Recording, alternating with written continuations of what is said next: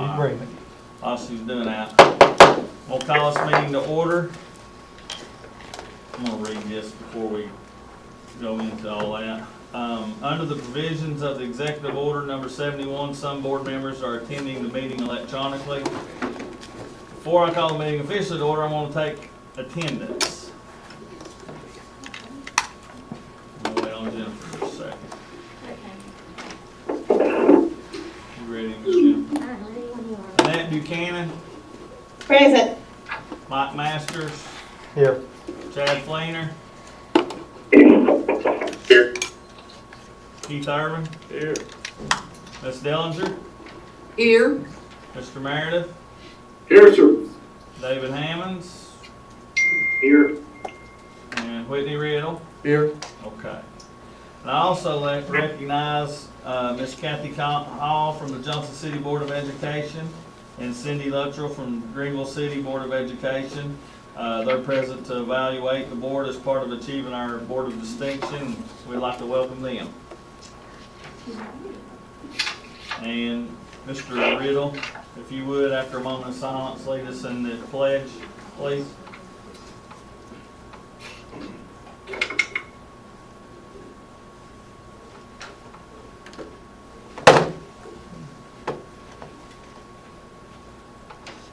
I'll stand. Allegiance to the flag of the United States of America and to the republic for which it stands, one nation, under God, indivisible, with liberty and justice for all. Okay, I need a motion to consider the consent agenda. So moved. Mr. Chairman, I'd like to pull out the tenured list, please.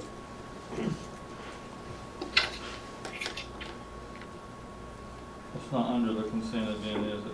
Yes, it's in the personnel. Personnel. Under the personnel?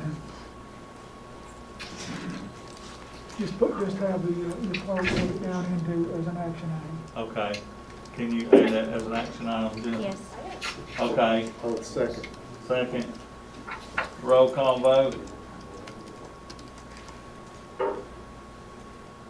Mr. Masters? Aye. Mr. Riddle? Yes. Mr. Irvin? Ms. Buchanan? Yes. Ms. Dellinger? Yes. Mr. Fleener? Yes, ma'am. Mr. Hammond? Yes. Mr. Meredith? Yes. Mr. Day? Yes. Okay, we need consideration of the meeting agenda. Mr. Chairman, Yes. So moved. at this time, I'd like to ask that we put return to school on the agenda whatever time you deem appropriate. Okay. Do we need to second that before we add that properly? You can do it without exception. Okay. It just, So Mr. Riddle has made a motion to add the return of school to the agenda tonight. And we need a second on that? just a second to accept the entire agenda. Okay. I'll second. Second, okay. And then we need to roll call vote on the overall. Okay. You're making, Mr. Chairman, are you voting on the amended agenda first to see if it'll pass? Yeah. Thank you. Just on the full agenda as amended because you allowed that to change without exception. All right, Mr. Fleener, we added that to change without exception, so we're voting on the whole agenda as amended. I'm sorry.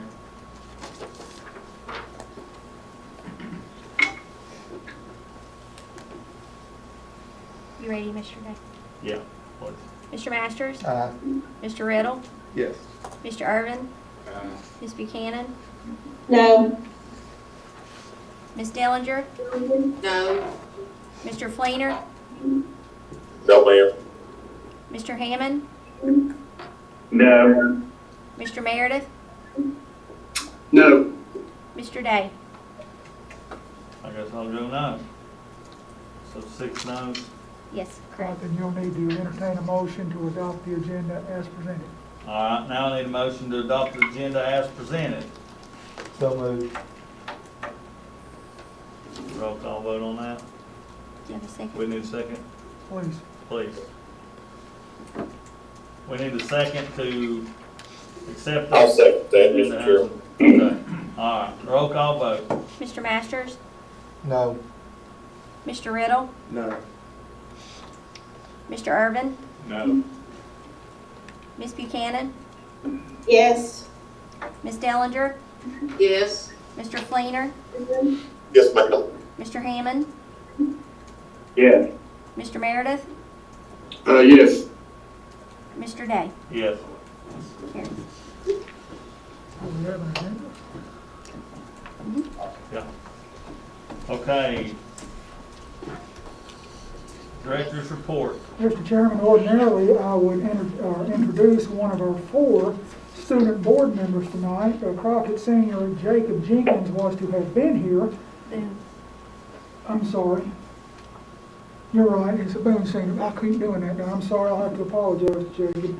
He had 3 tests to study for tonight, including an AP test, and decided that his grades were more important than his attendance here. But on his behalf, Mr. Chairman, I will read this statement. On behalf of the school administrations and the class of 2021 of Daniel Boone and David Crockett High Schools, and on behalf of the Director of Schools, I recommend the Washington County Board of Education designate the weekend of May 22nd for commencement and graduation exercises. It is appropriate to entertain a motion, Mr. Chairman. I'll make that motion. Okay, second? Second.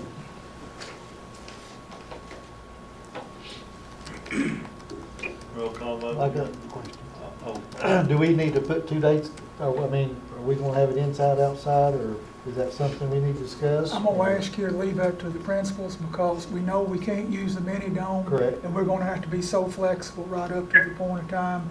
I would ask that the board simply set aside that weekend and leave the particulars up to Dr. Keys and the 2 principals. Other than, of course, we'll ask you to pay for it at some point. Okay, but if they had to move days, No, we won't move dates. If you set the date, and we'll stay there. If we need to move the dates, we'll come back to you and ask you. Okay. But I feel pretty comfortable about that weekend. okay. Did you have a second? Did you have a second? Yes. For the Mr. Hammond? I know. I heard a second. Okay.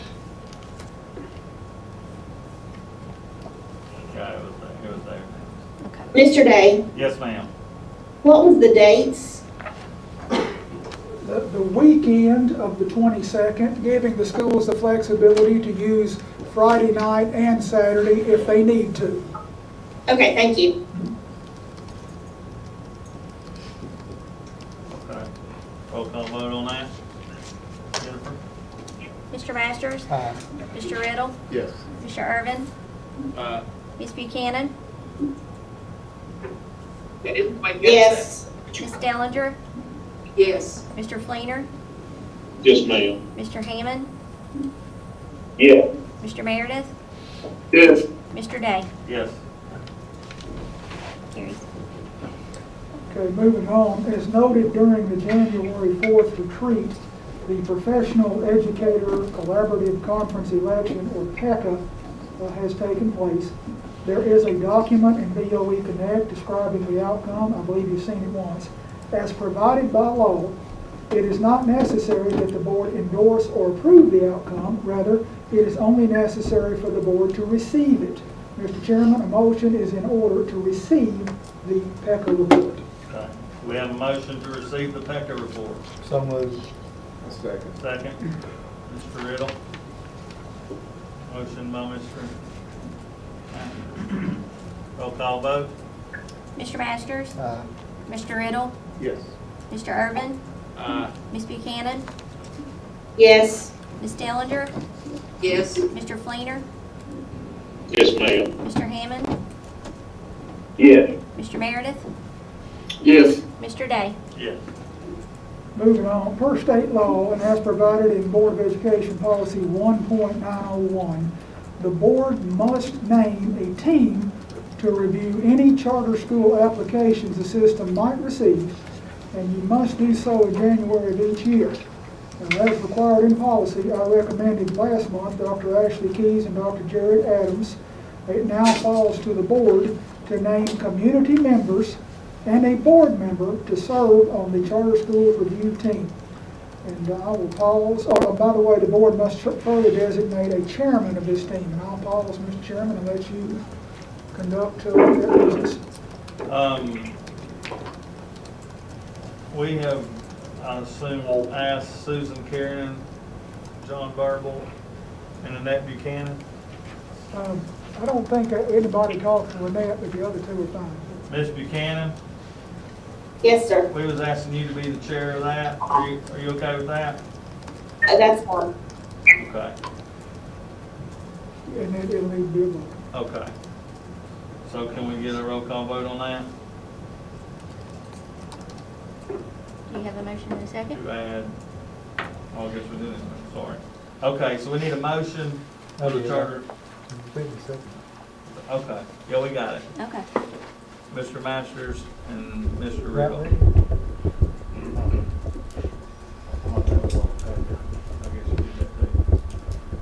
We're good. All right. Mr. Masters? Yes. Mr. Riddle? Yes. Mr. Irvin? Ms. Buchanan? Yes. Ms. Dillinger? Yes. Mr. Fleener? Yes, ma'am. Mr. Hammond? Yes. Mr. Meredith? Yes. Mr. Day? Yes. Good? Yes. Okay, moving on. At the last meeting, we had a request from a board member for a review of a program called Mentors Matter. And it's a pretty unique program. We've never done anything quite like it. It's grant funded, so Tawana McKinney was right in the middle of it. Tawana's with us tonight, and she oversaw the project's implementation here in Washington County. And Tawana, if you'll come forward, and however you plan to do it, and give the board a presentation and review of Mentors Matter. Thank you for letting me speak tonight. Ms. Dillinger, I was thinking of you when I was working on this, just so you know. Can you hear me okay? Can you guys Yes. hear me okay? And this is in BOE for those of you at home.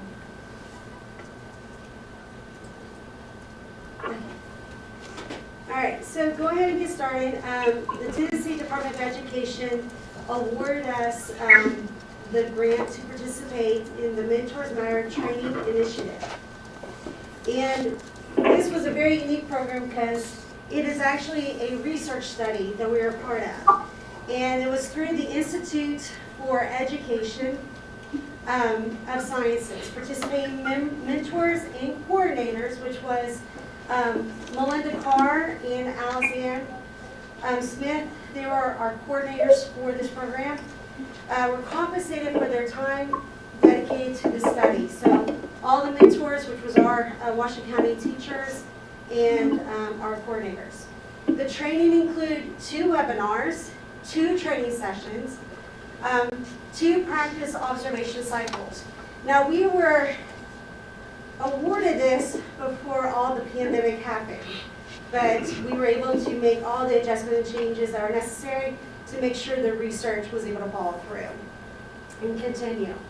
Additional purpose was to collect statewide research.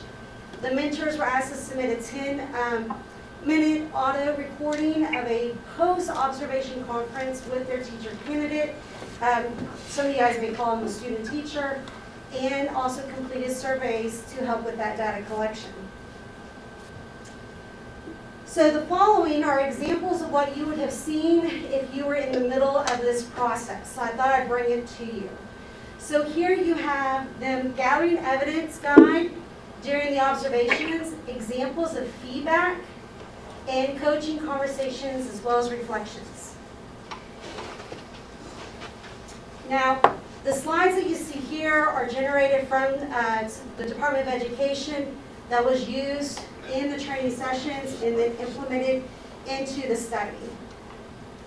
So for example, here we have evidence gathering guide, and what you would notice in this document that there were 3 different types of components like a rubric, And in this rubric, you had listening component, provide evidence of feedback, and build supportive relationships.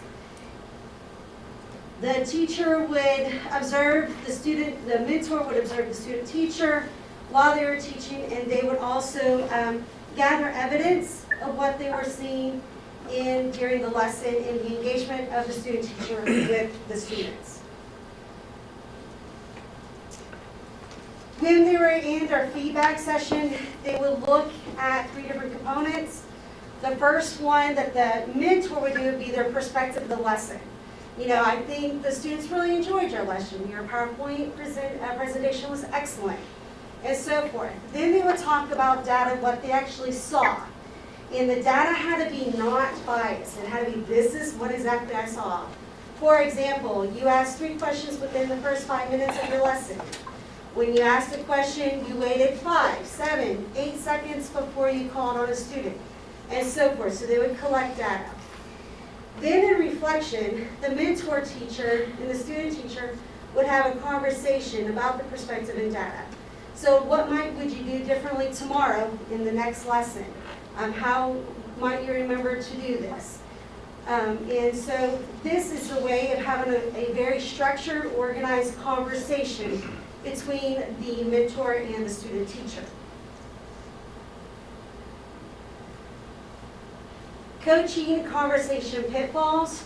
So if a candidate does this, here you would see like sometimes the candidate may jump prematurely to proposing a solution.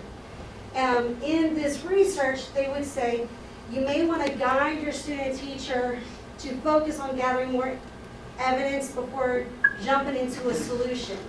Another thing that you may have is sometimes your teacher has one focus of their lesson. You may have a different approach of what you saw, and it's trying to keep a very positive conversation and staying focused to the situation without going too far off the task at hand. And so these were all generated common things that they noticed and they provided to the mentor through the study. And then we would have a reflection guide. And in this reflection guide here, as you can see, would be you have share 1 or 2 specific things that went well and helped the students learn. And you would talk about that reflection. You would also share data from your evidence guide to help grow and provide next steps to that student teacher. So it's a very structured reflection guide, well thought out, and also provides other questions to help with that student teacher in learning how to become a classroom teacher. And that's just part of what Melinda Carr and Alice Ann Smith presented and worked with in the study. So one of the biggest things that was part of the study was questioning. So in the team rubric, you have questioning as a very large component. Dr. Keys knows for sure. And it can be very hard to really get a 5 in the rubric, but questioning is also the way that your classroom can be driven to the next steps of where you're going to go next in your classroom. So questioning is a very important component in a teacher's structure in the class. So what I've done is I've provided feedback from the mentors themselves through this experience. So for example, questioning, what was something that you learned that was new in this experience of the study? Quote, when my student teacher and I discussed it, questioning, she found the information useful. She hadn't thought about how we change a few words in our questions to make them more purposeful, leading to more interest, perspective, and understanding the students. The second thing that they really thought was new that they learned, focus on specific components of the mentor-student-teacher relationship. Quote, my student-teacher received more feedback from me with specific, intentional information. The guiding materials not only greatly supported what I already did in the classroom and the way I interacted with my student teacher, but also encouraged a more productive dialogue between us. Third thing they learned, overall experience of that study. Quote, Mentor Matter was helpful and a good experience for myself and the student teacher.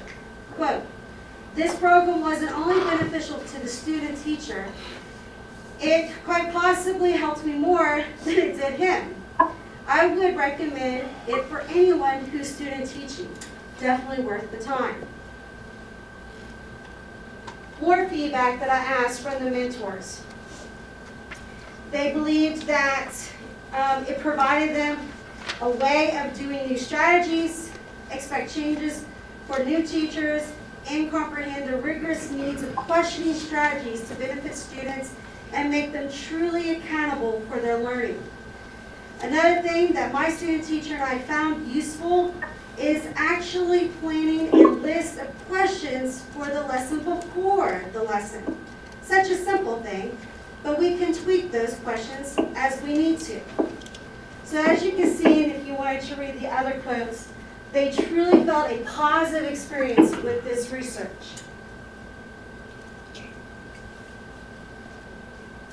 Objectives that were met by Mentors Matter. Modeling effective instruction with emphasis on questioning, that was the goal. 2 was feedback practices through data-driven methods. 3, developing supportive relationships with teacher candidates. Goals was to improve preparation, placement, and retention of effective educators in Tennessee schools, and effective questioning level 5 from team evaluations.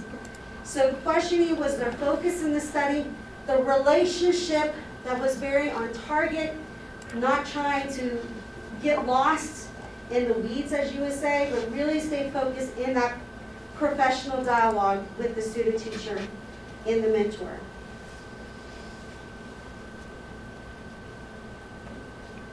Presenters again was Melinda Carr and Alice Ann Smith. The treatment group, or your experimental group in the study, was Julie Raskell, Tanya Jenkins, Kelly Davenport, Jeremy Walker, Nathan Googe, Lisa Cox, Tara Thompson, Melody Blevins, Marisa Aubrey, and Miss Winstead. She was actually my daughter's teacher, so I know her very well. And there was also a members of the control group where in an experiment, in a research study, you always have a control group with an experimental group. The experimental group are the ones that provided those quotes that you saw today. Also, other communities that made this research happen, partnership with the Mentors Matter, includes National Teacher Residency, Carson Newman University, Free Harmon University, University of Tennessee Martin, Union University, UT Knoxville, ETSU, Colorville Schools, Kingsport City Schools, Knox County Schools, and Washington County Schools. The State Department also wishes thanks to University of Michigan School of Education for their support in analyzing the causal impacts of this initiative. So they started as soon as school started. The research ended in about October, and they generated their data from the experience. So here's my question to the board. How could the resources provided by this grant assist beyond district mentor-teacher candidate relationships? How could we use this information beyond what this experiment was? What do you guys think? Ms. Dillinger? I think this seems a lot like the team model for the teacher evaluation, so I think they could be used to help out with those. Is that what? I agree with you, yes. Especially with just helping with questioning, because that's usually an average level of 3. It's very hard to get a 4 and 5 in questioning. So this can help in that relationship. This sounds like a great program. I just have a few questions. Yes, ma'am. Is this available to, how is this being implemented with their teachers? What exactly are they getting from this? Okay, the mentors received all the information from the State Department through the research, but now that we have the research, we can redistribute it. And also, we could train other people that do evaluations on this particular piece and enhance evaluation process of questioning. So this is actually going to take the, a lot of the workload off the principals and assistants to work with teacher evaluations, correct? No, ma'am. No, ma'am. Okay. It just gives you more, it gives you more resources to help you with observations and having a better dialogue between teacher and mentor, as well as giving you guidance on having a productive relationship when it comes to feedback. So this would kind of take a lot of the nerves off of that first evaluation, it seems like, correct? Yes. Yes. Okay. Okay, sounds like a great program. Any other questions? No? I want to thank you so much. This is a great program. It's completely vested in our existing evaluation program. It has built leadership among a great many of our people. And board, it's just another increasing list of things that we would not have been able to do had it not been for Corn McKinney's efforts. So I want to thank you yet again for all that. You're welcome. Mr. Thank you. Chairman, we'll move on if you're prepared. Okay, yes, we have requests to address the Well, board. I've got a little Oh, project sorry. going on here. School, yes, go ahead. I've had some board members ask me about our skills gap, and haven't been able to properly address that.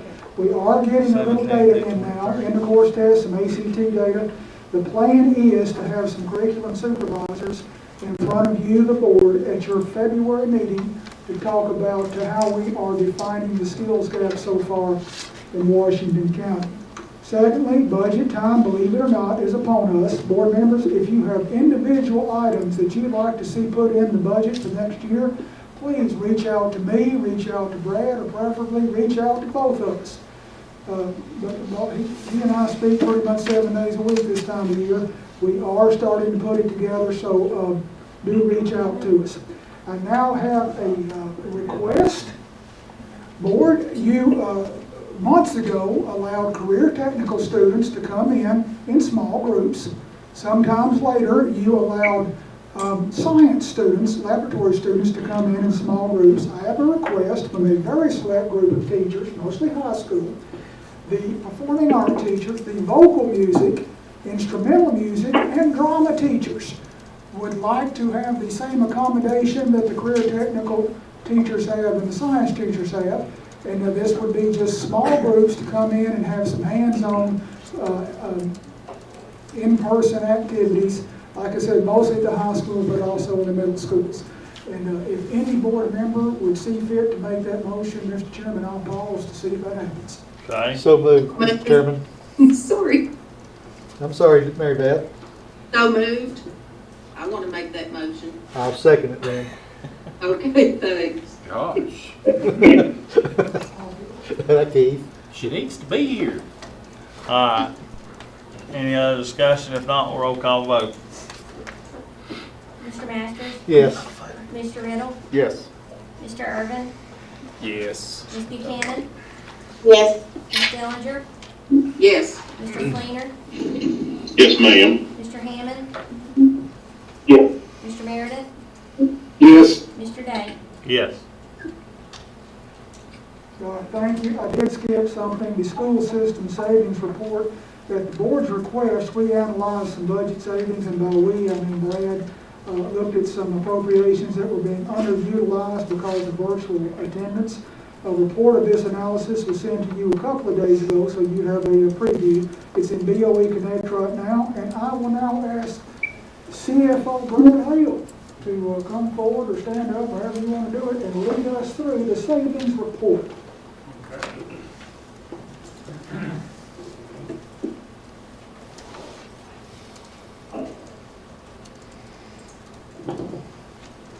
Okay, the report is on the screen. Are you at home able to see the report?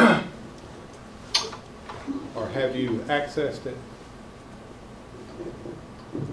Not on the screen, but we can bring it up in BOE Connect. Okay. So the benchmark that probably had the most relevancy was looking at last year's actual expenses from July through December 31st, and then looking at the same time period this year. So this is a PDF copy that you have on the screen here. Now, Elliot, can you go over to drag over to the right? Yes, there you go. And go all the way over if you don't mind there. So that'll work. So what you're seeing on the screen now is on the right shaded column. That's going to be line by line actual either savings or additional expenses. And you'll see a few boxes that have or lines that have a box around it. Those are items clearly identifiable as expense savings that we've had the first 6 months of the year. And so now with all the other lines, you're going to see some variance because this is a $70 million budget. Not all lines are going to come in exactly the same. So there's a certain amount of variance that you would expect. And a lot of times it's just timing variances. And then with salaries, that's going to be pretty tight, but where you have raises, from one year to the next, step increases, you're going to expect that to go up some. But where you see the box on that far right column is clearly identifiable savings. And for example, now Ellie, you'll have to take the screen back over to the left, but this top one, $109,000 that was identified, you'll have to drag it to the left, I'm sorry, and go back up there. But that line was in the non-certified substitute teacher line, if I'm not mistaken. You'll have to drag it back to the right now to see it. So formatting on the screen is not great, but each of you can pull this up as a PDF document in BOE Connect. You certainly can have access to it. But that's a pretty good savings there, and that's just where regular subs, right? Right, regular substitute teachers under normal situations that are not certified would go there. That's $70 a day. So obviously we've incurred some, but it's been, since we've been virtual, it's been teachers that have been working the virtual class for other teachers. So that's one area that has experienced a savings. So Elliot, if you scroll them down, I won't go through every one of these, but with the documents you all can pull up, just keep going on down kind of slowly. I guess go to the next page actually. On this document you have to click to the next page instead of scroll to the next page. But and go on over to the right side, all the way over, and we'll see if there's any on this page. So on this one, there was nothing clearly identifiable as what I would call COVID-related savings where we've been on virtual. Just some normal variations. And as you go through the next page, I think we saw this has like 23 pages on it. So, but when you do go through it and you see those boxes, it all adds up to around $350,000 that we've experienced so far this year that be clearly identifiable. Now, previously the board had voted to pay for scoreboards at several schools and use some of the professional development money or travel money, so about $70,000 of that $350,000 was used there. In the budget amendment that's presented to you, about an additional $40,000 or $50,000 was used just for budget amendment purposes of the savings. So that leaves you with roughly about $220,000 that is clearly identifiable in the first 6 months that in savings that could be used as the board sees fit. Should you vote to use any of that tonight, we would just, you tell me where we want to pull it from, and then I can make an easy adjustment to the document and send that you all could approve tonight, and then send the final document back out to you tomorrow, but the numbers wouldn't change as far as the overall numbers. But that way we could take it to you committee as we're scheduled to go next month to the county, which will go to the county commission. This is one of the major budget amendments, so since we're moving funds to different categories, it requires county commission approval as well. So that's a general rundown without getting into the details. Of course, we'll get into details, any questions you all may have. But But that's in a nutshell, what we do. And That's that's your- every line on the budget. That is every line in the general budget on that document. And that's year to date today? Through December 31st. Oh, okay. Yeah. Okay. So July 1st through December 31st. Halfway through the year. Now, on the salaried line item for certified staff, when you see that, that's not really 6 months of expenses because of deferred payroll. That's really expenses for 4 months in the big teacher line. Because at the end of the year, we've talked about deferred payroll. So there's really only a third of the salary expense being incurred. So I don't want you to look at that and say, oh, we're halfway through, so we. That's what my. Yeah, so that's a 22 million, the big one's a $22 million salary line item, and you'll see we're only about a third through there, not half. So if you don't realize that, you'll think, oh, we've got 4 million in savings or 5 million in savings that we really don't have. So with that, I'll take questions. I just got this, what in the world? I just got this news break text, and it says Biden to raise federal minimum wage to $15 an hour in the 1.9 trillion COVID relief plan. So, does that mean that we would have to come up with the money, the difference, the employees that we have that's under the $15? That's how. Or is that coming out of the COVID relief plan? We have no instructions or any inkling that any of that will come out of ESSER 2.09. If he does that, well, he's still got Congress to deal with. Yeah. But, no, that's the first I've heard of it. Well, I just got it just 5 minutes ago, and I just wondered if, if that was to happen, that's going to be an expense.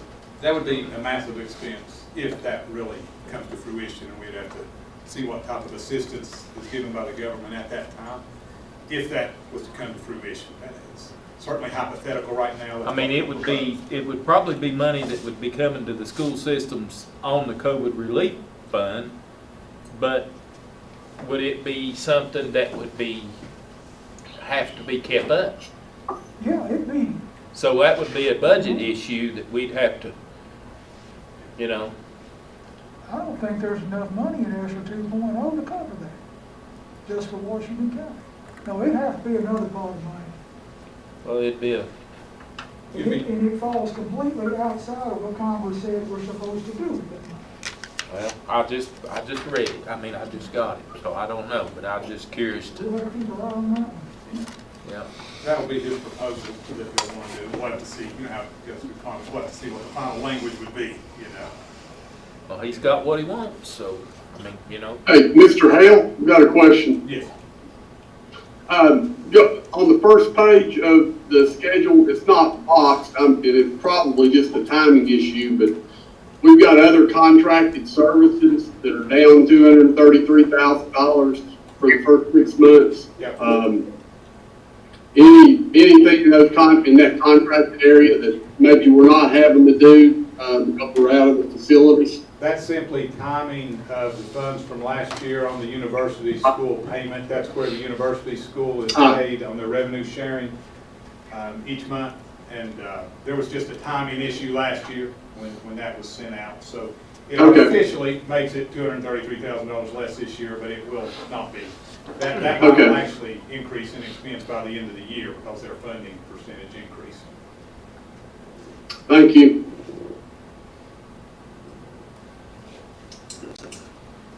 Okay, is that it? That's it. And Mr. Chairman, I've got one minor personal issue, if you'd read that into the record for me, I appreciate it. 14th January 2021. Sir, please be advised of my intent to retire on June 30th, 2021. Sincerely, William R. Flannery, Director of Schools.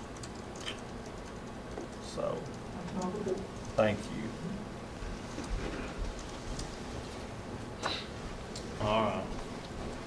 So back to me. Okay. We have a request to address the board. Ms. Wilson, if you'd like to come up, I need to read you our policy. If that's all right. You can step up to the podium if that's what you want. Mr. Chairman. Yes, sir. I'm sorry to interrupt. But do we need to make a motion to enter his announcement into the minutes? I'm just asking, I don't know.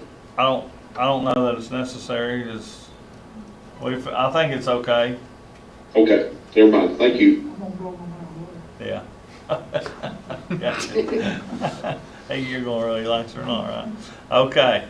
Individuals speaking to the board shall address remarks to the chairman and may direct questions to individual board members or staff members only upon approval of the chairman. Each person speaking shall state his or her name, address, and subject of presentation. Remarks will be limited to 5 minutes unless the time extended by the majority vote of the board. The chairman shall have the authority to terminate the remarks of any individual who does not adhere to the above rules or chooses to be abusive to the individual board member or the board as a whole. Members of the board and the director of schools may have the privilege of asking questions of any person who addresses the board. Okay. Hi, my name is Abby Wilson. I'm a Johnson City resident, and I would like to talk about our virtual status, I guess. I'm here tonight on behalf of my daughter, who asks me almost daily when she gets to go back to real school, and who sees me listen to board meetings with hope and excitement beaming from her face, only to turn to disappointment when I say, not yet. I'm here on behalf of countless other hopeful students and exhausted parents who either can't make it to these meetings because of timing conflict and work schedules, who don't think they have it within them to speak, or just feel hopeless that anything they have to say would fall on deaf ears. I listen to these meetings and I'm just left with more questions each time. I listen to the hours of back and forth between staffing and safety, of which most of the time seems expressed from feelings and not facts or studies. It's not to make light of this virus. I do know it's real, and I acknowledge the concerns of those with different family dynamics and underlying issues. They rightfully do have the option to remain virtual. While the staffing issue mainly arose from quarantine guidelines, I would like to hope now that teachers have had the opportunity to receive the vaccination if they wanted, that the need for quarantining teachers may be significantly reduced. Nonetheless, if staff and safety were the principal reasons for being virtual, how is it that the system can hire staff for student-age childcare and other child care programs like the Boones Creek, like what they have to offer at the Boones Creek School, but not hire or train substitutes or other staff positions? How is it that SACC can have a 20 student to 1 teacher ratio, and who knows what ratio at the Boones Creek program, but we can't have in-person learning? How many kids currently go to the schools on a daily basis, plus teachers? The teachers' kids, the SACC kids, and kids that are getting one-on-one time because they are failing behind with virtual. And on that note, Tennessee's Constitution, which creates the right for all kids to have equal educational opportunities, of which this current situation doesn't allow for. Let me go back for a second. I also mentioned that SACC is another $85 per week per child, $340 a month per child. Other than staff wages, what does the rest of that money go to? Have all teachers been given equal input about their ability to return to in-person learning? And have they, if they have had concerns, have they been asked why and what measures they feel need to be taken to deem it safe to return? One board member has mentioned going to multiple classes and how well he thought they went. While I do appreciate the effort in seeing some of how virtual operates, have you seen it from the point of view of a student on a computer? Or what about through a household with 2 or more students having to log in at the same time? Or multiple students with non-school age siblings? See, there's many scenarios that are on the other side of that screen in the classroom. Not to mention the example you all had with the last meeting with the technical issues that we face weekly and sometimes daily. The phrase, "we're all doing the best we can," keeps being casually thrown out. But I have to challenge that. Are we? Please don't hear what I'm not saying. Many teachers are doing their best. Principals are trying to make sure needs are met, and parents are juggling teaching, family life, and their jobs while trying to keep our students motivated and hopeful. That's just the way some people are wired, just to keep pushing onward. However, it's been discussed that some classes still are just sharing videos, and it's also been discussed that, was it 30% or more have at least one failing grade? At least one? So again, are we doing the best for our students? Anxiety, depression, disconnect, loneliness, all keep rising in our kids right now. And teachers and parents too, honestly. Daily, more and more are signing up for therapy because they and their parents don't know how to manage anymore, and needs aren't being met. Human interaction is an inherent desire of human nature. Even the most introverted person still feels a need for connection. Being able to see people, to learn teamwork. Is it okay if I keep going? Just a little bit, go ahead. Being able to see people, to learn teamwork, other perspectives, and basic communication skills at all age levels. My child has only had in-person learning 10 days, but in those 10 days, she bonded with her teacher and several peers when it was abruptly taken away. She craves for the day that she can go back. However, if there continues to be virtual only, we will be joining the over 530 other students that have pulled out of this school system. Yes, since August 2020, over 530 students have left this system. I don't know the exact number that funding that you receive per student, but I can guesstimate that's about a $5 million budget cut. If we already don't have the budget to have backup staff on hold, as was mentioned in a prior meeting, what does that mean for future budgeting? Sure, there's federal assistance for now, but how long will that last? I don't intend for these to be rhetorical questions. I would appreciate if they were discussed and answered. And in the words of my dad, I may be ignorant, but I'm not stupid. I recognize that there are things I simply don't know yet, but I can learn and contribute.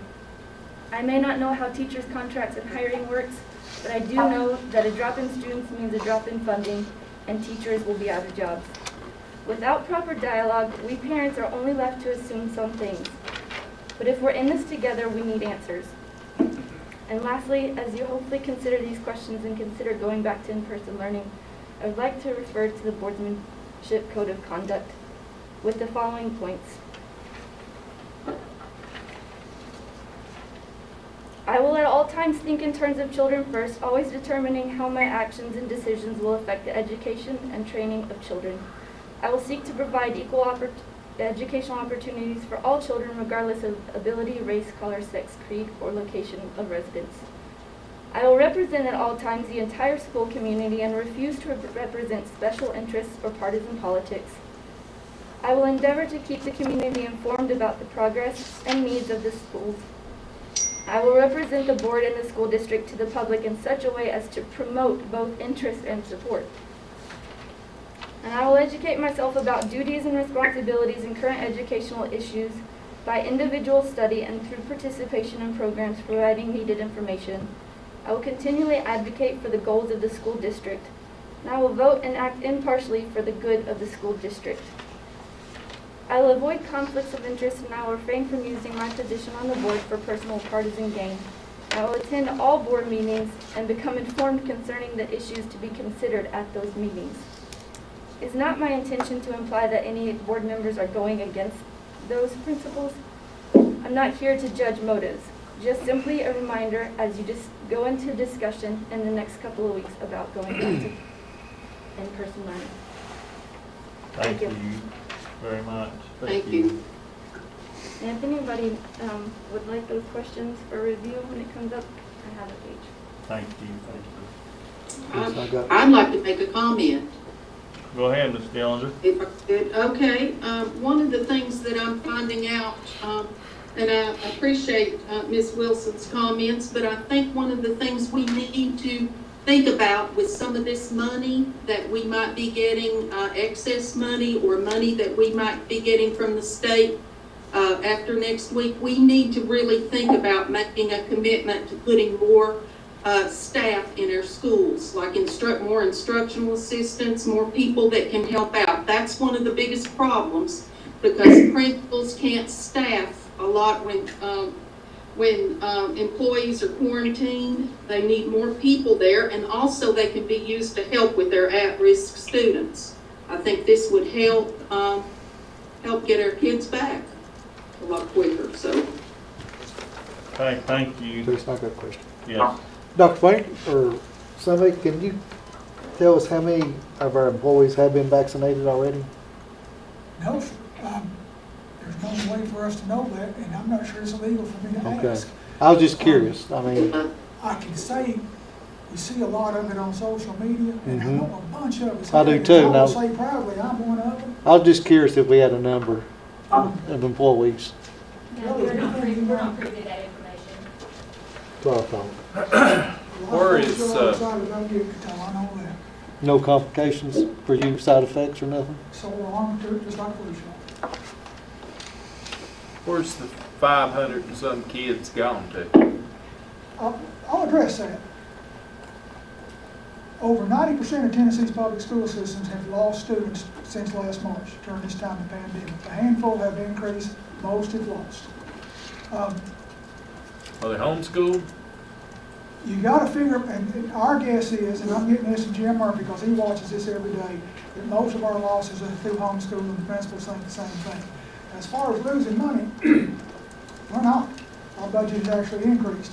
And there's legislation that was introduced yesterday, School Stabilization Act, that will hold school systems harmless, their budget anyway, because of the loss of students this school year. Will be funded next year on last year's budget numbers. So this loss, hopefully is temporary.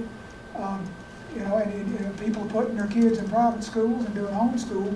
Once we get back to normal, whatever that's going to look like, we feel like we'll get those kids back. Our loss of students by percentage was less than the state average. So, I mean, we're not in great shape, but we're in better shape than most. And it looks like the money's not going to be as big an issue as we feared. And it's nice feeling. Okay. Do we have, we can move on, audit report? Mr. Hale? So, for those of you that are here, I have actual hard copies. But I believe Dr. Flannery put a PDF copy of the general, federal, dietary fund audit and the school audits on BOE Connect. So that's accessible to you as well. Let me just, for those of you that are here, they gave us enough copies for the board members, myself and Dr. Flannery. For anyone else, we have the PDF copies. Dr. Flannery already has his. There you go. Thank you. And for the board members that are virtual, we will keep these, either myself or Jennifer will have these. And you're welcome to come by the central office at your convenience and pick a hard copy up. What I've just handed out is the school activity fund audit report. And I will now pass out the county audit report, which includes the school audit report as part of this.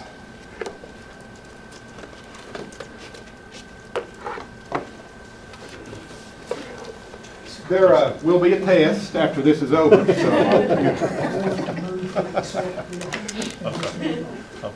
That way you'll have it on there. And vote on it. So, if you so like, I can give a quick highlight of what pages you want to look at, or I can not, since it's been available to you. So, every page. Is everybody comfortable with it? Yes. We need Brad to give it quick. Well, I think with our guest here tonight, I believe we should go through every Put it page. all. I'm comfortable looking at it myself. How about you all? What I will do is just give you a few page numbers. I won't go over any of this, but if you want to write these down, First, the school activity funds. So you'll see the first section will give you balance sheets, and it'll break down pages 23 through 60, gives you each individual school's accounts, all the restricted accounts. When you jump to the back, page 74 through 76, that's where you'll have the audit findings. I will say out of the 13 schools we have, 9 of them had 0 audit findings this year, and that's the best that I know of happening. Maybe in years, don't know if it's ever happened, but that just really speaks, I believe, to the structure the board approved about 3 years back when you allowed me to have the bookkeepers go under my oversight for accounting and have a system lead bookkeeper that I manage that goes out and really gives those bookkeepers individual training. So the bookkeepers report to the principals for non-bookkeeper related duties, for anything to do with the school, but report up through me for any accounting related duties. So that's really, really working well. That's all I'll say about the school audit report, unless you all have questions. The large county audit report, the school section is page 165 to 176. There are some other supplemental pages, but that gives you the main financial pages. The school audit findings are page 274 to 276. We had 3. They were addressed in the management response to the state. So with that, that'll be my quick overview, and of course, any detailed questions you have, I'll be glad to address those. That was good, Brad. That was okay. That was good, yeah. So, all right. Okay, everybody good? Got Brad on? I have a question for Brad. Yes, ma'am. Mr. Hale, when I was reading over the findings, did I see that there was a repeat finding? Which, in the school funds or the county audit report? The school funds. You will typically have those because there's so many moving parts, like yearbooks, for example. You'll have one school may have a finding on yearbook, and then the next year it might be a different school, but it's still considered a repeat finding. That, I believe, is what you're referring to. Repeat findings over, like, we were able to correct everything and there was no findings over those. Correct, yeah. Not with the same, thank you so much. not with the same school, unless I'm just mistaken there. But again, if it's a different school, it's still a repeat finding in the eyes of the auditors. Okay, thank you, sir. Okay, moving on. Oh, yes, we need a motion to accept the audit report. So moved. I'll second it, let Mike, he's always jumping ahead of I'm everybody. sorry. Mike's on Go ahead, top of Keith. it over here. No, I don't want it, it's hurting my feelings. I'm sorry. I'll get you another cookie. Can we roll call vote, Jennifer? Mr. Masters? Yes. Mr. Riddle? Yes. Mr. Irvin? Ms. Buchanan? Yes. Ms. Dellinger? Yes. Mr. Fleener? Yes, ma'am. Mr. Hammond? Yes. Mr. Meredith? Yes. Mr. Day? Yes. Okay. Now, am I move on? Okay, I've got on this the 5-year plan. Do we need a motion to, do we need to do anything to move that on? Just as a reminder, back in the fall, the board had member Chad Fleener and I go through and completely revamp it. And you charged us with bringing a draft to you in January. We have done that. It's a pretty lengthy document. I can't recommend that you start on it now. Rather, Mr. Chairman, I think that calls for a call board meeting or maybe part and parcel of an upcoming workshop to give this the documents due. I mean, it needs to be dissected, digested, thrown out, carved up, and it is your document. And it deserves more time than what you can give here tonight. Okay, is everybody okay with that? Yeah, thank you, Mr. Chairman. Yes, sir. Yeah, I'd just like to commend Dr. Flannery for the work he and I believe Mr. Fleener put into that document, and I think it's well on its way to being something we can utilize to really guide the system moving forward. It's got some good measurable parameters in it. I would offer up that it may be prudent before we actually adopt it to actually maybe ensure we've got some other stakeholders input into it. For example, our teachers, our funding body, and others. So, but thank you for the work you've done. Yes, Right. thank you, it looks great. I was gonna say that. Thank you all for your help, and thank you to Dr. Flannery for all the time he put into it. Thank you, sir. I would like to set aside a time and a board meeting to go through it as a board, That was what we, not a workshop, but as a board. Would that be appropriate to do as a retreat setting? well, I guess what we was talking about was try to figure out what these upcoming meetings are and maybe do half of one for this, or either do one by itself or whatever, but yeah, I think we'll just dedicate it to going over that, so. Very, very soon, I assume. Okay. All right, action items.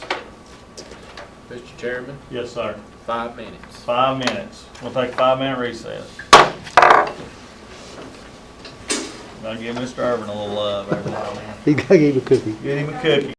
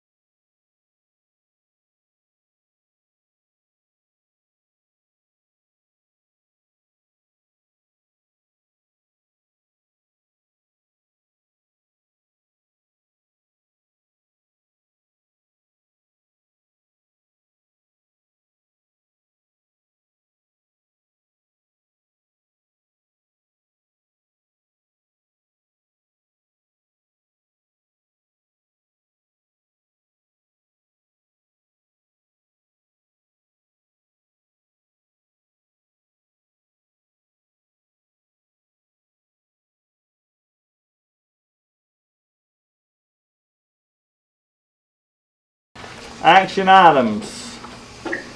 Number one thing we had on here was determine the funding source for the demolition of Old Boones Creek Middle School. Mr. Riddle? Yes, sir. I would like to make a motion. Dr. Flannery is going to the Hugh Committee for request that we use funding, $500,000 for ionization for the school. I'd like to give him the flexibility to allow an alternate possible use for that for the demolition of Boones Creek Middle School. Just ask that he include that in his request to the Hugh Committee. All right. Do we have a second on that? Second. Any discussion? I was wondering what, Whitney, did the price come in at 500,000? Is that what we? I have not seen. $498,000. If you let the architects bid it, you have to add 6%. We fully intend to turn that in, the whole job, for the ESSER 2.0 money. We feel confident it'll be approved by the state, and if it is, you'll have $500,000 worth of fund balance that it's no longer earmarked and can be repurposed for demolition of Boones Creek Middle. So you're giving yourself the option of using that money for two different purposes, knowing you probably won't need it for ionization. But this is for the demo, that's not coming from the ESSER 2.0 money, correct? Right, we We're can't tear asking down a for the- building with that money. I'm sorry. We can't tear down a building with that money, I'm certain of that because I asked. Okay. Mr. Chairman, Yes, sir.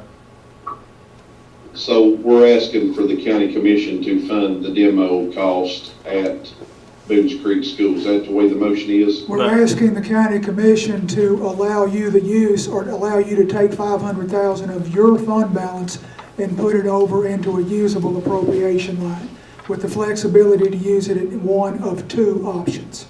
Those being demolition or installation of ionization units. It's your money to begin with.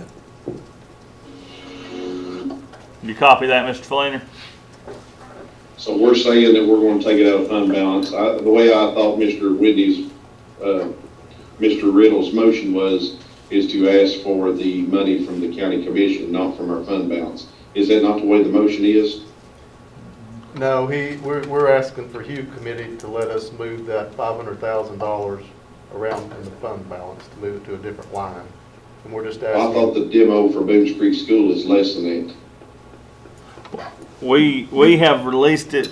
The estimate from the architect is $350,000. Any dollar of your fund balance that you don't use in FY21 will just flow right back into fund balance for FY22, or fiscal year 22. So the reason I'm requesting it is it's possible that we'll get air quality improvement money out of the ESSER, and then we'll already have money appropriated for two purposes, and then we're freed up to use it for the demolition of Boones Creek. We have a plan, sir. That's a lot of money.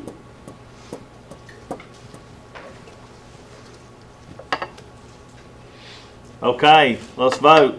Jennifer? Mr. Masters? Yes. Mr. Riddle? Yes. Mr. Irvin? Ms. Buchanan? Can you repeat the motion? I'm gonna try. The motion is to ask the Hugh Committee to allow us to have flexibility with $500,000, being that we can move money to a line item out of our budget to demo Boones Creek Middle School or ionization units, which we feel like we're getting from the ESSER money. Okay, no. Okay. Ms. Dellinger? Yes. Mr. Fleener? Yes, ma'am. Mr. Hammond? Yes. Mr. Meredith? I'm gonna vote no on this one. Mr. Day? Yes. Mr. Chairman, a quick aside, Brian Sanji, the Brokers Realty, called today. Their contract with us is about to expire. Brokers has expressed interest in continuing their relationship with the Board of Education. Okay, thank you.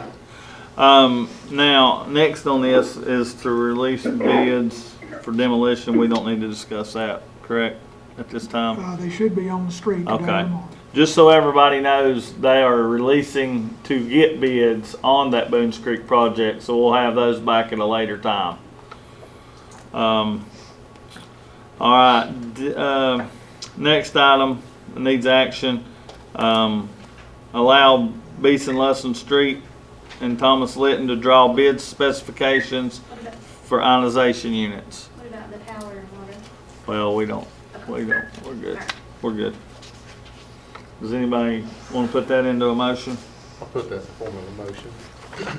Second, sir. Okay, any discussion on that? Good, all right, Jennifer, roll call vote, please. Mr. Masters? Yes. Mr. Riddle? Yes. Mr. Irvin? Aye. Ms. Buchanan? Yes. Ms. Dellinger? Yes. Mr. Fleener? Hey, just for, Mr. Chairman, just to know, we don't really know though when they'll be done with that to come back to us with the proposal, correct? Not right now, no, sir. Yes, ma'am. Mr. Hammond? Yes. Mr. Meredith?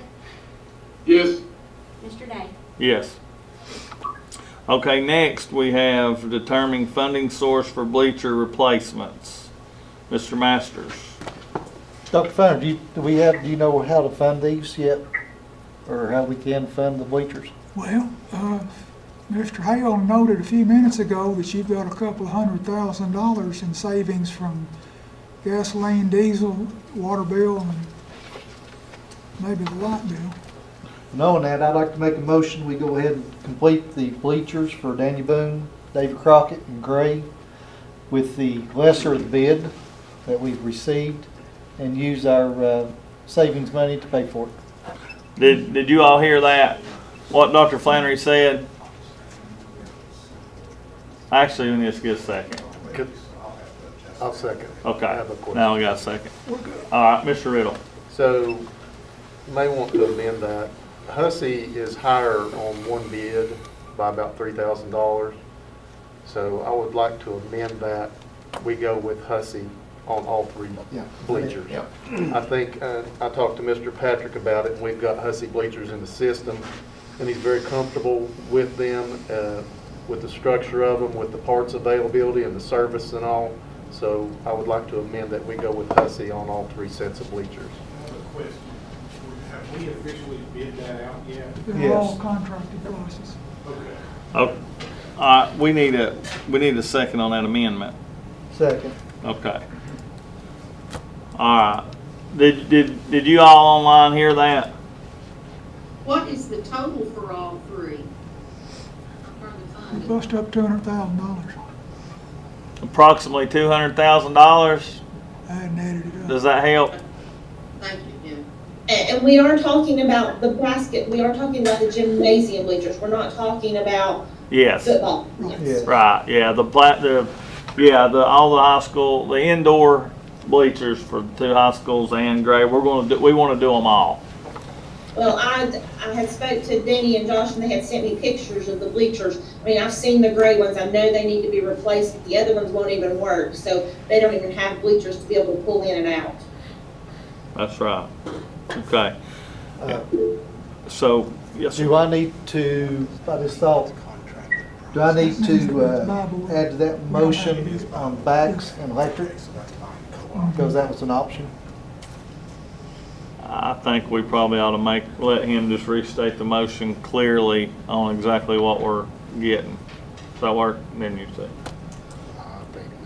The amendment, that's what I'm saying, I want clarification on No, that. that they don't have them. That they don't have Okay. either one. Okay. Okay. So I would like to make, Mr. Chairman? Yes, I'm sir. sorry. Yes, sir. Mr. Chairman, I would just ask, we asked that we look at buy board to see if it was a bid on there as well. Was that an option? I didn't see it come through if it was. Every bid that you've got in front of you is a buying co-op bid. Hey, Dr. Flannery said every one you have is a buying co-op bid.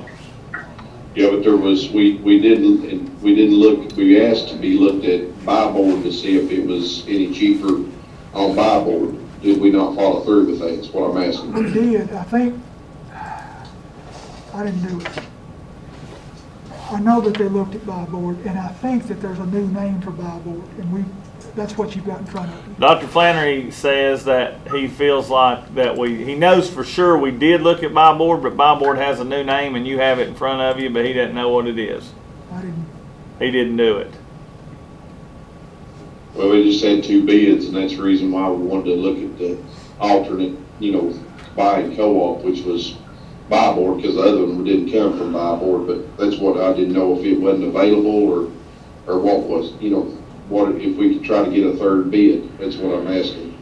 Yeah. So I think I understand you, but he thinks you have the buy board bid, it's just not the buy board name. If that makes sense. All right, nevertheless, is there anything else we're gonna vote? You want to restate the So I'd amendment? like to Please. restate my amendment, that we buy all 3 sets of bleachers from Hussey. And, go ahead.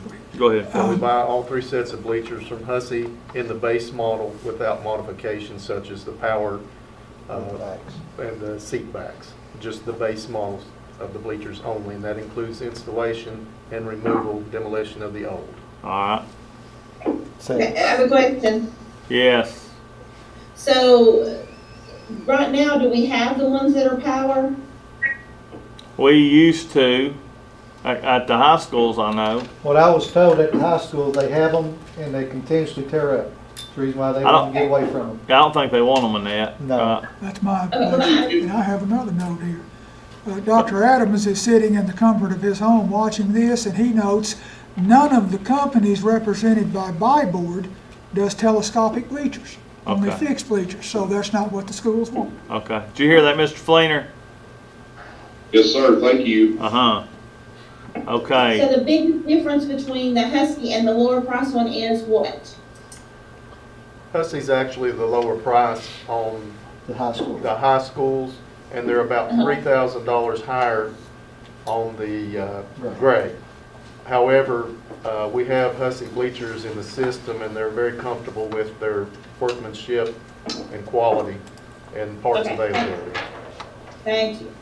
Mr. Chairman? Yes, sir. One comment before we vote on this. If we were sitting here this time last year, I'm assuming that the bleachers were in need of replacement at that time. And it's not something that's just worn out or broken over the last year. So I would like to encourage our athletic folks, as we get ready to start this next budget process, that they get these things into the FY22 budget, and that we're not making these non-emergency expenditures in the middle of the year. Thank you, Mr. Meredith. I tend to agree with that, Mr. Meredith, although I will say that the gray bleachers are the original ones, and if this does fail, I'd like to see us just pull back into each individual school and make a motion on that. Okay, let's roll call vote and You need to vote on the first. on To say the amendment. All right. Yes, sir. I want to say something there on that comment. I feel like this board is using some funds that we have left over because of this COVID, that we're trying to do things that needs to be done without having to go through the county commission or anything else. And I want to thank the board for doing something like that, because we're spending our money on things that we need to do. So, you know, that's how I feel. Thank you. May we vote on the amendment? Okay, Jennifer. Mr. Masters? Yes. Mr. Riddle? Yes. Mr. Irvin? Uh, Ms. Buchanan? Yes. Ms. Dellinger? Yes. Mr. Fleener? No, ma'am. Mr. Hammond? No. I'm sorry. No, ma'am. Mr. Meredith? Yes. Mr. Day? Yes. Now we need to vote on the Motion as amended. motion as amended. Mr. Masters? Yes. Mr. Riddle? Yes. Mr. Irvin? Yes. Ms. Buchanan? Yes. Ms. Dellinger? Yes. Mr. Fleener? No, ma'am. Mr. Hammond? No. Mr. Meredith? Yes. Mr. Day? Yes. Okay, next item is declare items in the portable building at Sulphur Springs Elementary as surplus with the exception of student desk. Can someone put that into a motion? I'd like to put that. I'll put that in form of motion. How about that? Second it, Keith. Second. Okay, Question. second question, yes. Dr. Flannery, did we get the desk to Boone yet? That's in that, or where we at on that? I am completely, have no knowledge of that, but you'll know before lunch tomorrow. Okay, I'm just curious, more than anything. Jennifer will remind me. All right, any other discussion on that? I would like to also ask, I had some principals reach out and say that there was some surplus equipment that was better than what they had over at Boones Creek Elementary, or Boones Creek Middle School, the old building. Dr. Flannery, I know it's not part of this, and I'm sorry, I apologize, but can you reach out and see to all the principals, what equipment over there they'd like to swap out, if they could, please? Routinely, we do that when the pictures are ready and we're ready to go on gov deals. My habit was always to say, hey, look, principals, we're gonna sell this stuff unless you want it, but tell us right now.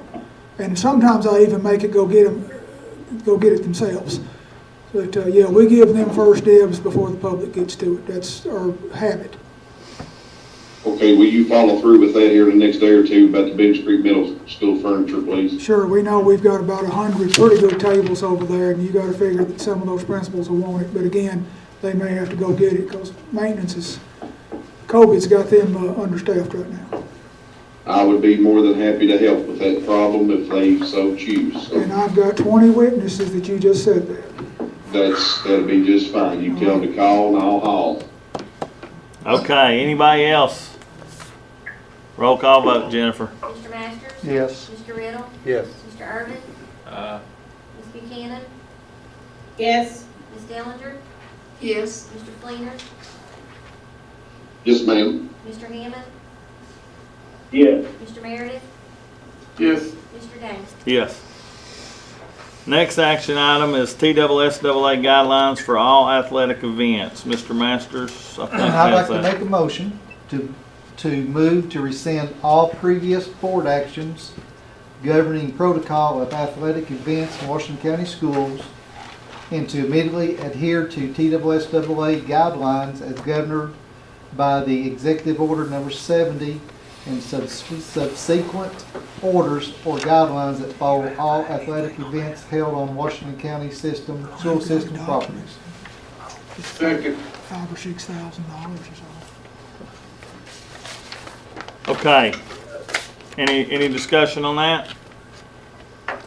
Well, So- what is gonna be different? Can you give us a few highlights? Basically, what they're saying is, the ones that can attend is players, parents, guardians, and immediate household members, first responders, coaching and team personnel, school, game, and facility administrators, athletic officials, and media and athletic scouting personnel attending the event in their professional capacity. Okay, thank you. at all schools. At all schools, yes. I mean, That's what it is. Across the board, yes. Alright, Could we put that on the website so people can view it? Can we do that, Dr. Flannery? I'm sorry, Can we put TSSAA guidelines on the website? sure. now, is the cheerleaders, that's Cheerleaders not is involved yet, but is it the 19th that they're This supposed to meet again? is through January 19th, as this order is. Wasn't they supposed to meet again on the 19th? Who? TSSAA? that's probably why that's through the 19th. I bet they're gonna meet again on the 19th. TSSAA swears that they're just following the governor's order, and the governor's order does not mention cheerleaders anywhere. I don't know who's in charge. I just know I'm not. Well, Yeah. The governor's but now order, I think, goes through. they do the mention 19th, cheerleaders. so- TSSAA Yes. does, but then they say it's because of the governor's order. I see what you're saying. So, Yeah. Okay. Here, I'm gonna get this glasses. You're gonna need that. So, let me amend his motion that we stay and follow suit as TSSAA rules. If they come back on the 19th and say cheerleaders can come, That's what the motion is, Keith. We follow TSSAA Okay. regulations. All right, no one else? Roll call vote, Jennifer. When you're ready.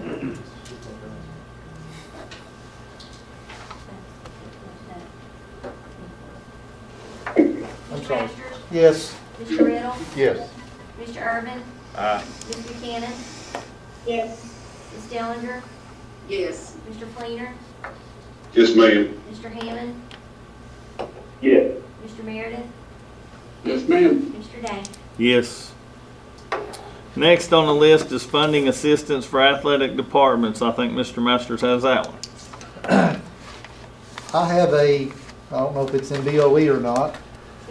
It is in BOE, athletic event expenses. And what I think we had asked out of the committee was for the ADs to give us their expenses versus their losses. And if memory serves me right, this board did tell them we would help assist on their losses. So what I'd like to do is put in the motion that we fund $5,937.64 back to the schools on the expense sheet to help on their losses for the school year, for the I guess that's winter athletics. All right, we have a second for that. second. All right. I've got a question for Mr. Masters. Yes. Mr. Chairman. Is there, we just looked at the school activity funds, financials at least back at June 30th, 2020. And most of those balances were fairly healthy. Is there some overriding need why we need to do this now as opposed to maybe May or June? This is for winter sports only. This ain't for the spring sports coming up. Well, This is- I get that, but it's still athletic money is coming out of those school funds. So are we going to be doing this again in the spring or, what? Well, I think that depends on what they do as far as attendance. But the problem is they're in the hole almost $6,000 because there are no attendees coming, just for winter sports. And yes, I'm sure they did make money in football, but my only thing was I didn't want them to zero out the balance. I'm not questioning the amount of money that they're in the hole. What I'm just getting at is the timing of it. If they've got sufficient funds in their athletic accounts to go ahead and get them through the rest of the year, even with losses, then it seems to me like we just do this all in one fell swoop in May or June. I do not know their balance, to be honest with you, Mitch. the high schools, With high schools and middle schools, both the high schools are north of $30,000. still in their account. I don't know anything about the middle. Okay, anybody else? I just want to say something, if you'd allow me, Mr. Chairman. Please. I agree that they went in a hole because of the down attendance, but I'm kind of like Mitch. I hate it that they've lost money, and I'd like to see, though, they've made money in the past, and at this time, I just don't think we should support this, but that's my opinion. Thank you, Mr. Fleener. Well, they made money in the past, but they bought uniforms, they bought other stuff that they've needed for their schools out of athletics, so. And two, I think as a board, best I remember, we did tell them we would help. Yeah, Do it now or do it later. And I'm not saying that, and I'm not just mastering I'm not advocating that we don't, I would prefer that we wait and do it in May or June, and make them whole in total. I do think we need to make them whole, whole in this, but I'm just kind of questioning the timing of it right now. Well, a lot of it on this sheet looks like it's our middle schools, and they lost a lot of money in our season passes, because did they give that money back, or do you know? The middle Season schools on their pass season money. passes? They're in the process of it. It's prorated according to how many games they didn't get to That's what I see. figured. It's probably a different amount for every pass holder.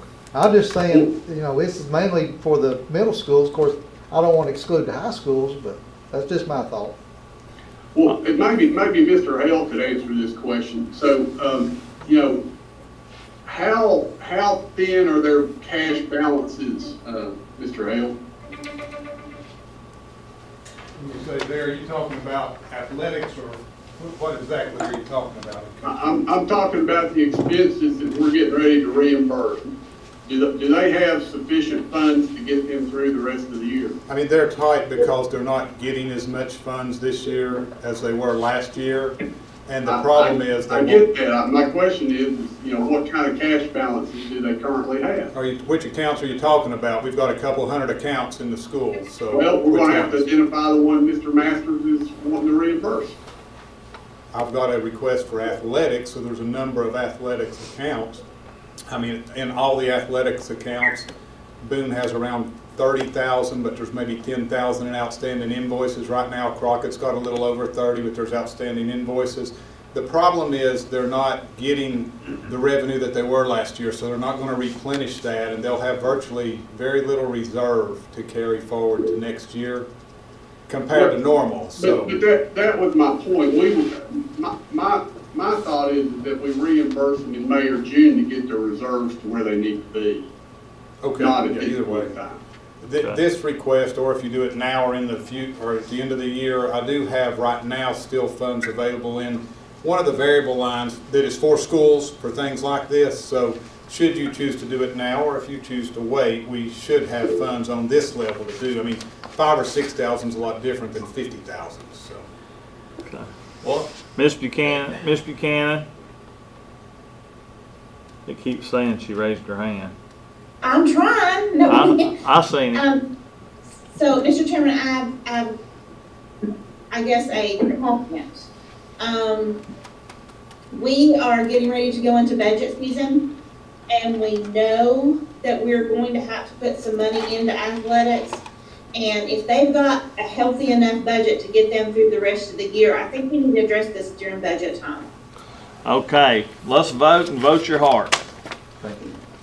Jennifer, please. Mr. Masters? Yes. Mr. Riddle? Yes. Mr. Urban? Yes. Ms. Buchanan? No. Ms. Dillinger? No. Mr. Fleener? No, ma'am. Mr. Hammond? Can you repeat that, Mr. Hammond? No. No. Thank you. Mr. Meredith? No. Mr. Day? Yes. Okay, That's all I moving. have, I think, Mr. Chairman. Okay, thank you. Transfer of funds to dietary to general account for the payment of David Crockett High School dishwasher. Someone want to put that in a motion? I put that in the form of a motion, and that is a grant that we got to receive. Okay, do we have a second? Not 100%, some of it you're paying. $13,000 that has to be. I'll second it. there's a budget amendment out there tonight, which I'll see that is for this very thing. Okay. Okay. You second that? I did, sir. Okay. Any discussion? All right, roll call vote, Jennifer? Mr. Masters? Yes. Mr. Riddle? Yes. Mr. Urban? Aye. Ms. Buchanan? Yes. Ms. Dillinger? Yes. Mr. Fleener? Yes, ma'am. Mr. Hammond? Yes. Mr. Meredith? Yes, ma'am. Mr. Day? Yes. Before we go to policy, I'm gonna circle back just a second, as bad as I hate to. I'm sorry. Ms. Buchanan? Yes, can we circle back to the bleachers for just a second? Because the gray bleachers, they were supposed to be electric. They're huge. And they have no way to pull those in and out. And the ones at Crockett are small, they're in small sections. They can be pulled in and out. I guess my question to her thought is, do we not have the specs on what we voted on? That's what I thought we did, but now. Did we, and then the other question is, did our motion state, Our motion stated the base. to buy base To buy base bleachers? I thought that's what Mr. Patrick wanted. He didn't want electric because they keep tearing up. That's what I That's what I thought. High thought. schools. Are we comfortable with that motion and vote? Those, that Crockett bid, I mean, gray bid shows electric bleachers. Go back up, Mike. Or who's doing that? Will you roll that back up, please, sir? And that's Hussey, so that's the ones you bought. That's the ones for gray. Three-phase power.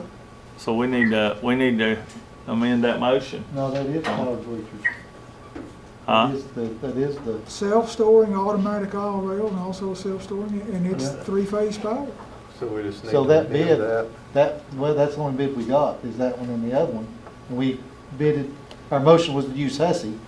It was, but I did say to do base models with no power or seat backs. So we probably do need to circle back and Is that what Mr. Patrick wanted?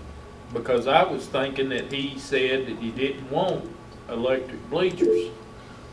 Well, the principal at Gray has no way to pull those in and out if they're not electric because they're all one section, they're huge. Yeah, I mean, all due respect to Mr. Patrick, those are huge. They gotta be, I mean, they probably need to be electric.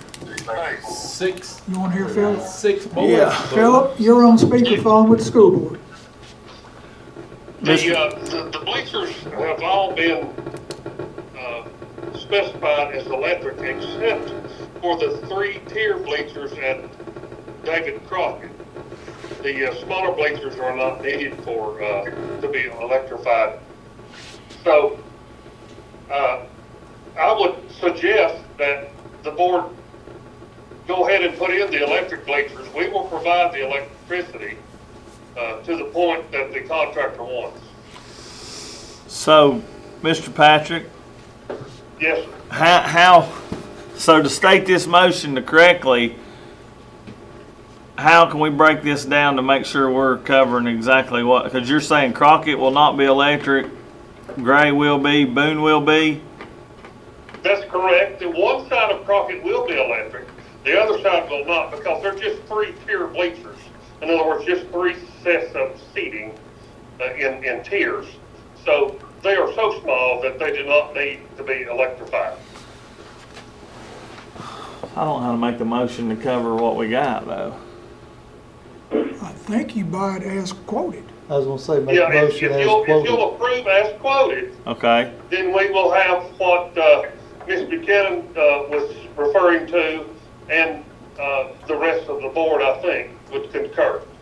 okay, so, Dr. Flannery, how do we just made a motion and passed it, so. Isn't that what you just did, is buy the Hussey seating as quoted? No, because he specified no electric, no motors, right? You'll need to rescind the electric. previous motion and then come back in and purchase as quoted. Does he do that? No electric and no seat backs. Is what I they tell you Just what. say as quoted. Why don't you move to reconsider the previous motion? Okay, And then you have to vote on the prevailing side, which you would have, and it just takes a majority vote, so I move, or or he anybody moves. can. So As long move- as they voted on the Move to prevailing side. reconcede, rescind. rescind your motion. Or Okay, reconsider. this time I Reconsider. Move to reconsider the motion, Reconsider my previous amendment to the motion. or just motion. Or to the motion. And you need a second. I'll second. Roll call vote to approve it. So we This is need, debatable. we need to determine, because they're quoted with seat backs and power on all of them. He said just amend it as quoted, approve it as Are quoted. we gonna go with the seat backs then? But the quote includes that. If you'll pull up Crockett and Boone's, they're a little different than that one. Well, I don't know how we voted on a bid that wasn't correct anyway. Because it's not really a correct bid without the correct language, is it? Or is that an option? That was an option. See, Okay. add the seats and add the power. Okay. And what Whitney motion was just to go by the base. On this particular one, it was $48.90.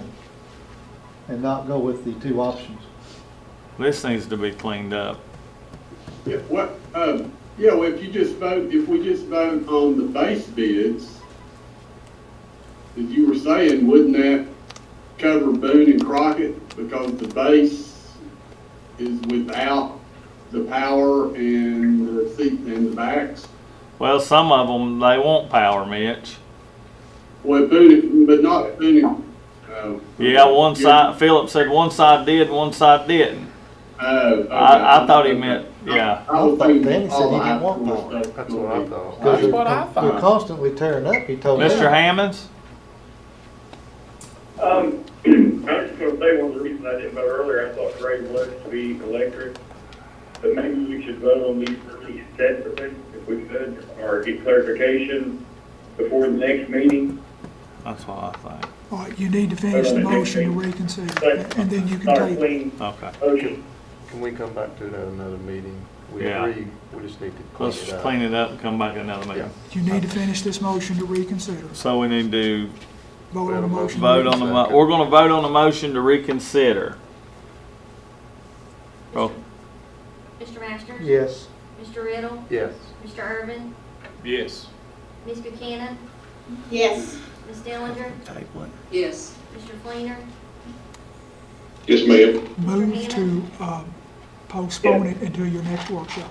Mr. Meredith? You got that? Yes, ma'am. Mr. Day? Yes. All right, Mr. Riddle. I'd like to make a motion that I'd like to move that we postpone our decision on the bleachers and we clean this up a little bit until the next workshop, please. So automatically vote on Can't the vote in agenda. the workshop. Oh, No, but we can get We it can get laid out and cleaned then up. vote on it a week later or a few days later. Make it an action Just item. defer it to the next meeting. Okay. Well, you've got a motion. Do you have a second? We got a second. I'll second it. Okay, the motion then is to postpone it until your workshop, until you can get it straightened out. And you need to Okay. vote.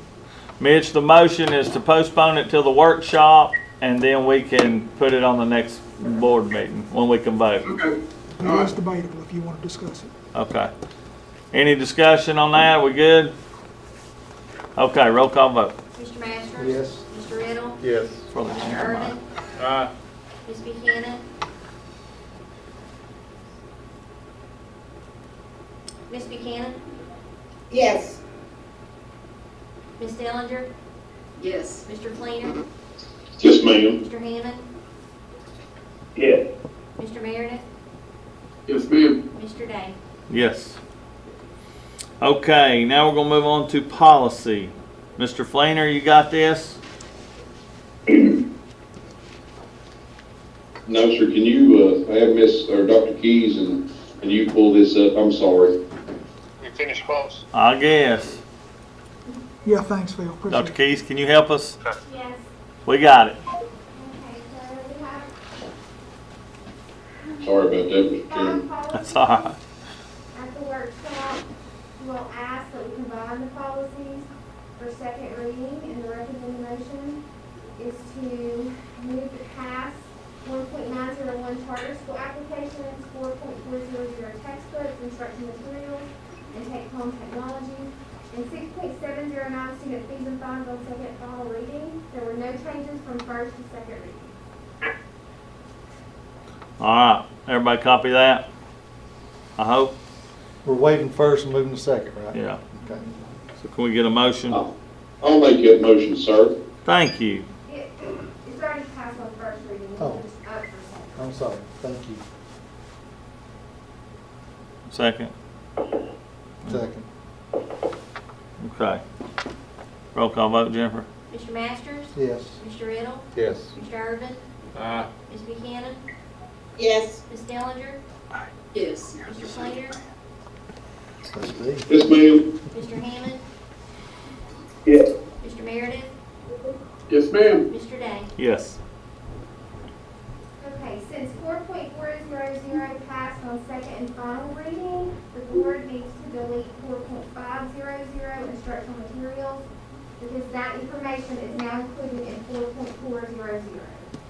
The recommended motion is to move to delete 4.500. I'll make that in the form of a motion. All right, got a motion? A second? Second? Okay. Roll call vote? Mr. Masters? Yes. Mr. Riddle? Yes. Mr. Irvin? Ms. Buchanan? Yes. Ms. Dellinger? Yes. Mr. Fleener? Yes, ma'am. Mr. Hammond? Yes. Mr. Meredith? Yes, ma'am. Mr. Day? Yes. She'll have to tell you under new business, I guess. Well, after the calendar. After the calendar. I don't have a calendar on mine. It's next. You wouldn't, she had to. Hmm.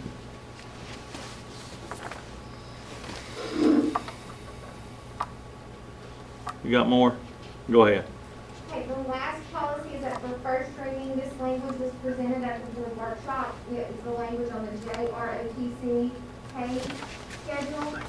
And that language is in green in 5.6101. The recommended motion is to waive first reading and pass on second and final reading. We have a motion? I'll make that motion, please. Second? Second. Roll call vote, Jennifer? Mr. Masters? Yes. Mr. Riddle? Yes. Mr. Irvin? Ms. Buchanan? Yes. Ms. Dellinger? Yes. Mr. Fleener? Yes, ma'am. Mr. Hammond? Yes. Mr. Meredith? Yes, ma'am. Mr. Day? Yes. Good, thank you, Dr. Keys. Next on the list is calendar.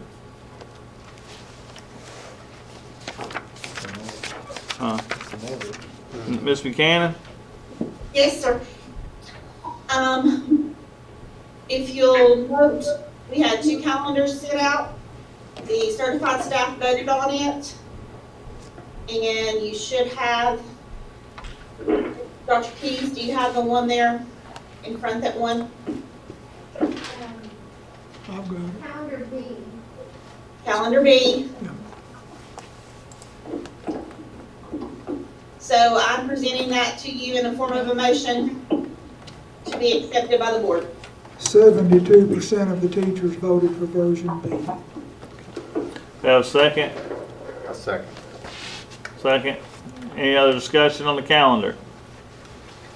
All right, being none, roll call vote, Jennifer. Mr. Masters? Yes. Mr. Riddle? Yes. Mr. Irvin? Aye. Mr. Hammond? Yes. Ms. Dellinger? Yes. Mr. Fleener? Yes, ma'am. Mr. Hammond? Yes. Mr. Meredith? Yes, ma'am. Mr. Day? Yes. All right, next on the list, Mr. Fleener asked to pull out tenure list on the agenda tonight.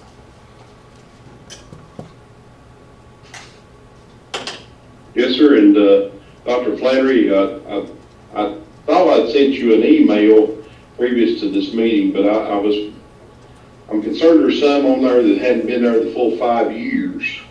Is there a reason why, with all this COVID stuff going on and the shortened school year, that we're bringing those people up for tenure before their 5 years to be done? Okay, I don't know exactly what you're talking about, but any individual that was previously tenured in Washington County schools may regain tenure after 2 years of probation. And I'm hoping that's the answer that you're looking for. Okay, I just didn't have that in front of me, and before I just moved with the consent agenda, I want to try to get that cleared up. But my apology, I should have made that clear, but I did miss that email. My apologies, sir. Is that list on BOE Connect? It is. It is. It's There's on 15 people on there. It's on the personnel sheet. Okay. And as a reminder, I'm obligated by law to recommend these people when they're eligible. And if you choose to give them tenure, they'll receive it. If you choose not to, they're fired. They don't get to come back next year, they're just fired, they lose their job. Just a question on that for the future. So tenured is up to 5 years, correct? In I year just 4 make and sure I year understand. 5, if they score a 4 or 5, they're eligible for tenure. And any time thereafter, they can string together a 4 or 5 in any 2 successive years. Okay. But now, like in the instance of, say, Mindy Myers, she was tenured years ago, went to Unicoi County and came back. She served a 2-year probation. She, obviously did a great job, recommending her for tenure. Right. Okay. I was just curious. All right. Anybody else? Okay. I'll make a motion that we accept the tenured list then with that question being added. Thank you, Dr. Leonard. Yes, sir. Second. Thank you. Give it to Ms. Dellinger. All right. Roll call vote, Jennifer. Mr. Masters? Yes. Mr. Riddle? Yes. Mr. Irvin? Aye. Ms. Buchanan? Yes. Ms. Dellinger? Yes. Mr. Fleener? Yes, ma'am, and congratulations. Mr. Hammond? Yes. Mr. Meredith? Yes, ma'am. Mr. Day? Yes. Okay, that concludes all of our actions except for WCEA. Ms. France, I believe, is on the line. Yes, can you hear me? Yes, ma'am. Okay, great. Good evening. And as everyone knows, at the beginning of the second semester of school, the CARES Act fund for teacher COVID pay absences is no longer available. Recently, I was shared a story from a teacher who had tested positive for COVID over the Christmas break, and then she got sick again January 6th with a headache and a fever. And she was told that she had to stay home, and she either needed to take personal or sick days for the rest of the time that she was sick. Teachers understand, that the government funds for the original CARES Act is gone, and that school systems have the authority to require us to use personal or sick days for absences. But they can also choose alternate ways to fund COVID pay for teachers who are affected by it. If a teacher is not physically able to teach from school or home due to COVID-19, it would be very helpful if Washington County was able to cover related subpay. The Johnson City system has opted to offer up to 10 days paid leave for COVID, and teachers would like to ask Washington County to consider something similar. And then I would like to talk just a second about the new virtual attendance requirements for students. I have only heard great things about it from educators and a few administrators that I've talked to. The requirements are fully balanced in student educational growth.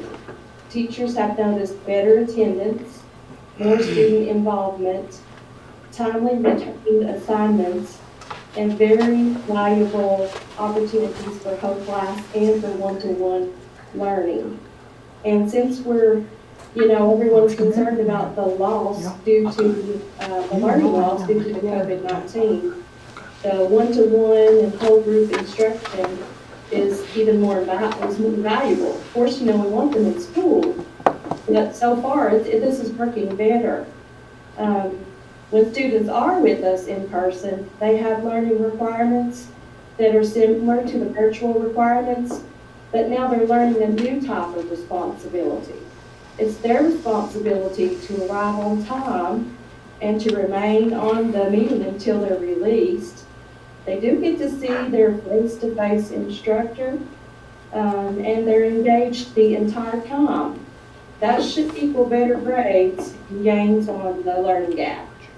And personally, I do appreciate these new virtual attendance requirements, and I'm speaking for many others that I've heard. Thank you. Okay, thank you. All right, board, You got, I got something I was gonna else. say, well, I'll go ahead. Well, go ahead. I was just gonna say, Jennifer has sent out all the future meeting dates, so if anybody's got any questions, yell at us, and, we'll give them to you if you don't have them. This, Irvin. Well, I need some clarification. This board is, when somebody goes on quarantine or COVID-19 or something, we're still paying their salary, right? What are we doing? We were required to through December the 31st. Okay, Now, that federal law lapsed, so at that point, they had to start using sick days.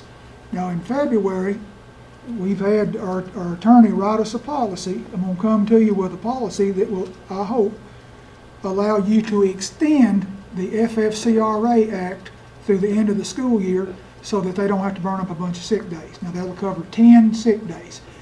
And it will be a no-cost issue to you because you're gonna pay for it anyway.